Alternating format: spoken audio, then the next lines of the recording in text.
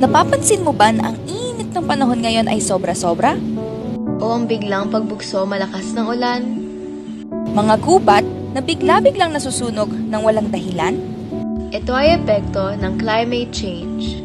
Ang climate change ay ang pagbabago ng klima o panahon dahil sa pagtaas ng mga greenhouse gases na nagpapainit sa mundo.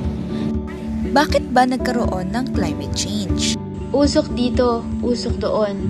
Tapon dito, tapon dyan. Pagputol sa punong hindi kayang palitan. Pati mga aircon na ginagamit natin tuwing naiinitan, naglalabas ng mga greenhouse gases yan. Paano ba natin mapipigilan ang tuluyang pagbabago ng klima? Bilang isang normal na mamamayan, marahil ay akala mo wala na tayong magagawa upang masolusyonan ito. Ngunit dyan ka nagkakamali.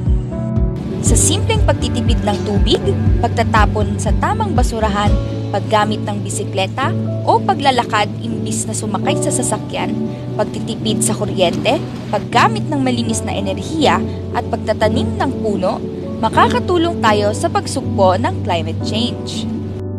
Hindi pa huli ang lahat. Naniniwala kaming kaya pa nating isalba ang ating kalikasan. Kalikasan na ating tanging tahanan.